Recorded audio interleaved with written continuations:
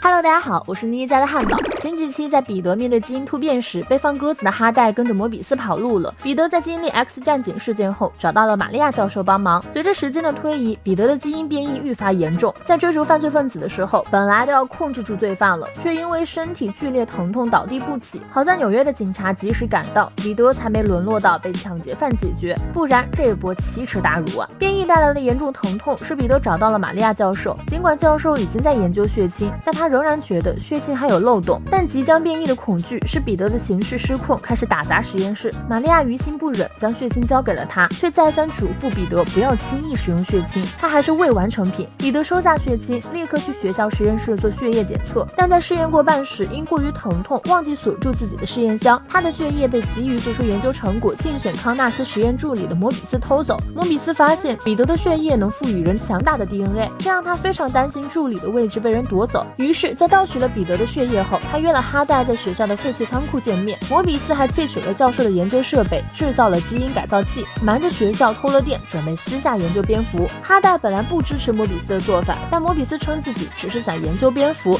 让曾经被蝙蝠传播病毒的家乡过得好一点。毕竟他很穷，而时间不等人，他答应过家乡的人要回去治好病毒。不过摩比斯研究的蝙蝠是吸血蝙蝠，虽然他表示蝙蝠只吸小动物的血液，但哈代并不信任那些蝙蝠。两人在实验室内幽会，同时彼得也在暗处观察玛丽简。他觉得自己即将变异，所以不敢去见玛丽简。就在他安然离去时，玛丽简却看见了他，发现彼得故意避开自己。玛丽简觉得有些奇怪，而摩比斯实验迟迟没有进展。他铤而走险，在没有防护的情况下，用基因转化枪对彼得的血液样本进行了分析。这时，一只从笼子里逃出来的吸血蝙蝠在辐射下吸取了彼得的血液。摩比斯驱赶蝙蝠，却被反咬一口，昏迷后就变成了变异版蝙蝠侠。变异后的摩比斯拥有了强大的力量，并且克服了重力，可以自由翱翔。但他的手掌长出了吸盘，开始渴望血液，样貌也变得丑陋无比。彼得还在纠结该不该使用血清的时候，摩比斯很快就袭击了第一个无辜人。他的饥饿感仍然没有停止，但他准备再次袭击路人的时候，彼得赶往玛利亚教授实验室时撞见了这一幕。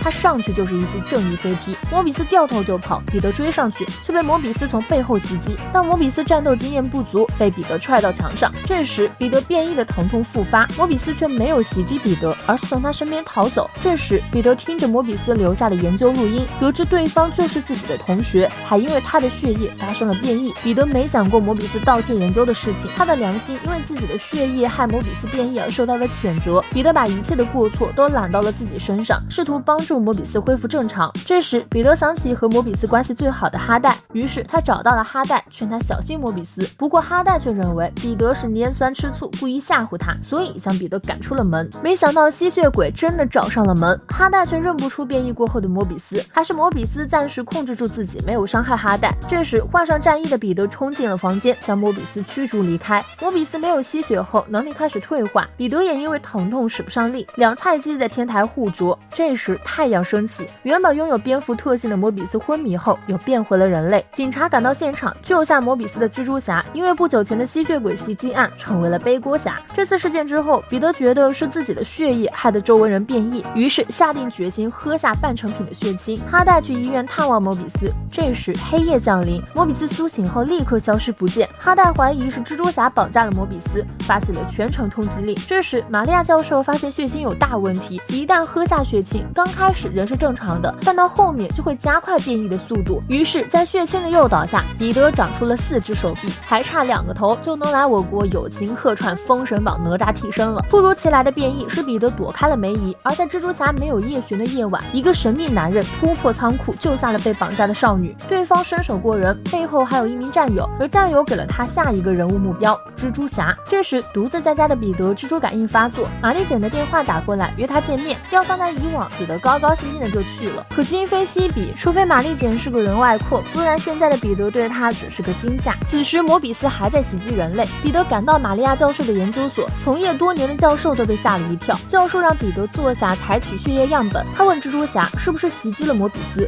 彼得大惊，摩比斯变异的事情已经人尽皆知了嘛？但教授却打开电视，让彼得看哈代在电视上控诉蜘蛛侠的名场面，而这一段直播也被神秘男看见了。他自称惩罚者，在攻击犯罪分子的时候毫不留情。队友劝他这次抓捕蜘蛛侠后就交给纽约警方，这样好洗清自己残暴的名声。这时摩比斯的踪迹也被人们发现了，彼得认为摩比斯变异的责任在他，玛利亚提醒他也需要休息的时间，但彼得良心上过不去，立刻就追上了摩比斯。就在彼得劝导摩比斯和他去接受治疗的时候，惩罚者带着装备横插一手，他没有分清楚摩比斯和蜘蛛侠，看着蜘蛛侠长着6只手臂后，便把他当成了抓捕目标。因为惩罚者的插手，彼得跟丢了摩比斯。惩罚者虽然只是个普通人，但手上的装备可一点也不少，追踪器直接扔到彼得的身上，靠着那些新颖的武器和高科技战车，惩罚者成功切断了彼得粘在直升机上的蛛丝，将腹部疼痛的彼得用一张大网给捕获。一直在关注直播的警方和乔纳找到了惩罚者的资料，只是警方觉得惩罚者无视法律，擅自杀死罪犯需要逮捕，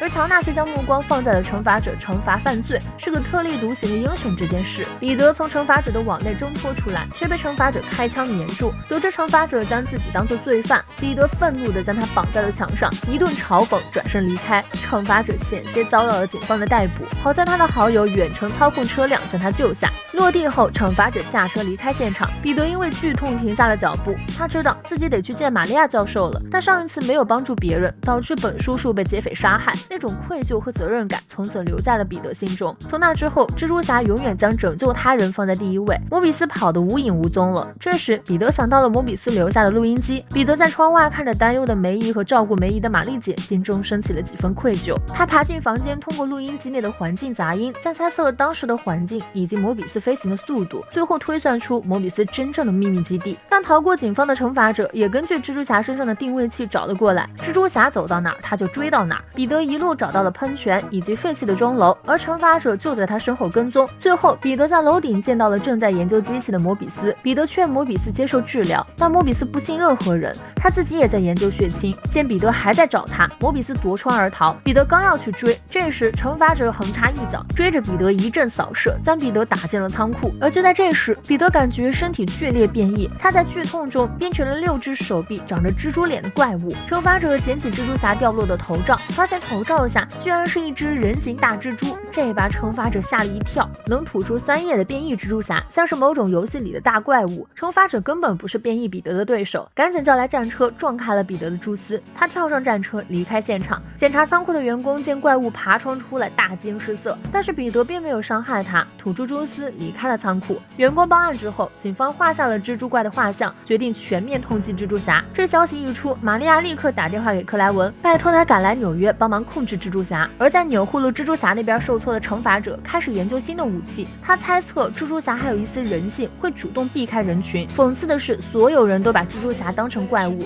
而真正的蜘蛛侠却被外人和压力逼得成为了怪物。玛丽姐醒来后，发现梅姨准备去报警，因为彼得常年跟拍蜘蛛侠。昨晚蜘蛛侠变异的新闻让梅姨感到不安，她担心彼得会被蜘蛛侠伤害。玛丽姐主动陪着梅姨出了门。接到了玛利亚电话的克莱文立刻赶往了纽约。这下猎人和惩罚者汇聚在纽约市，两人都要抓捕蜘蛛侠，不过一个是惩罚，一个是报恩。惩罚者已经准备好抓捕彼得的武器，他根本没打算手下留情。那么本期视频到这里就结束了，我是妮家的汉堡，喜欢蜘蛛侠的小伙伴记得点赞评论哦，我们下期再见啦，拜拜。